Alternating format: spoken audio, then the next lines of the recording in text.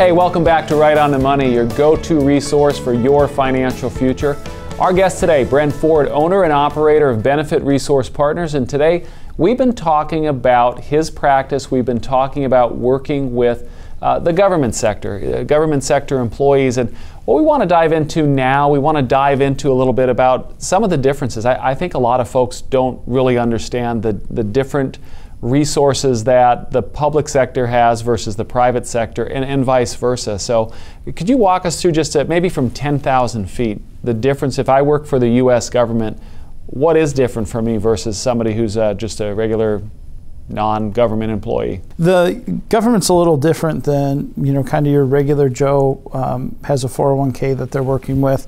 The government has basically three different stools just as a federal employee. They have a pension, they have Social Security, and then they also have a 401k program. So wow, those three stools kind of have to work in unison with one another in order to have a proper retirement.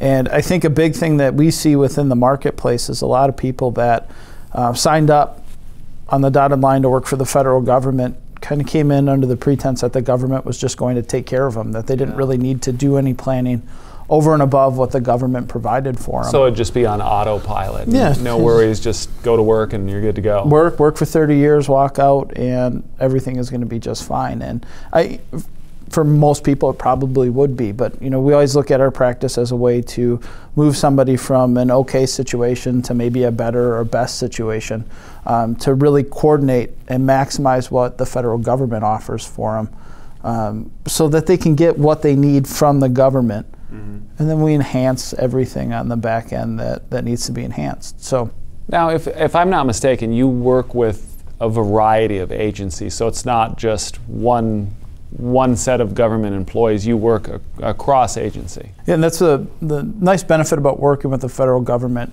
aggregately is all their benefit structure is the same, whether you work for the FBI or the Department of Education or the VA or the Postal Service. Their benefits are all similar or the same. There's some nuances that are a little different between the agencies, but mainly everything is exactly the same. So it's just a way to push the information to get the correct medium into the federal employee so they understand what they have.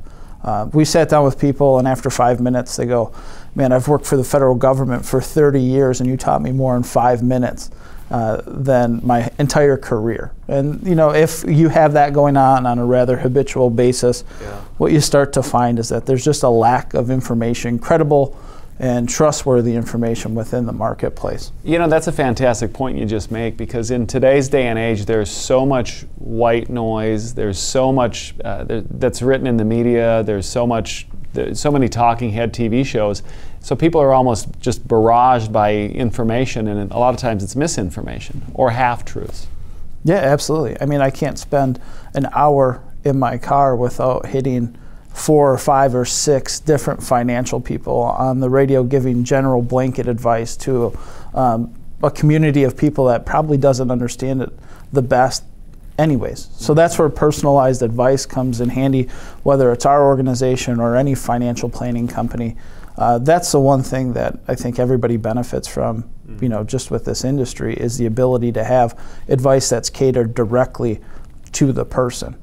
And our job as a financial agency is to understand the back end point and have all the correct information to give to people so that the plan is proper, and it accomplishes the goal that it needs to accomplish. Now there are some definite differences for that private sector worker versus the public sector employee. It's different, is it not? It's very different.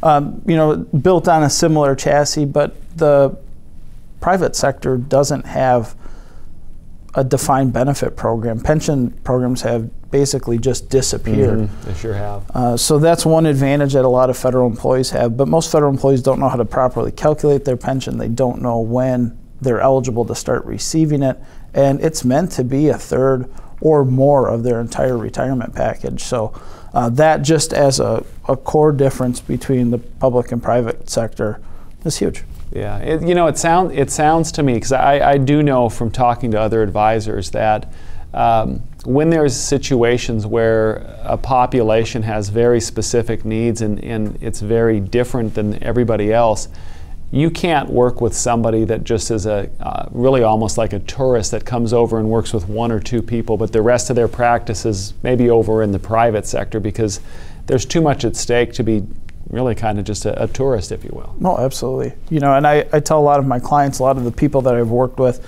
in the 8 years that I spent growing our firm, I've retired over 1,000 people from the federal government. Wow. So start to finish, from very early stages all the way through of completing their retirement packets, sending it into their HR department, and then basically holding their hand through the next 4 months of a little bit of stress and anxiety 1,000 times. So 1,000 times. You know, that is an amazing service that you provide right there, because I bet that 4 months, and that you're when you say the 4 months, you're talking before and after, like right at retirement time, or? Yeah, with a federal employee, there's typically this little transition period from the time that they submit their paperwork until they actually get their pension and they get all their checks flowing in. And that's typically about 4 months, because that's how many people are pushing through the retirement system through the Office of Personnel Management. So there's a 4-month period of time that you're asking a federal employee to basically live on 70% of what they're supposed to get, sometimes 20% of what they're supposed to get. So you can imagine that causes a little stress and a little anxiety. You know what? I bet it feels a whole lot better working with someone like you that knows the path and has done it 1,000 times. Easy. You know, that's life, right? The more prepared you are for the things that are in front of you, the easier it's going to be to navigate. And that's our job, is to properly prepare people for this path, and then we just clear the wood piles from point A to point B.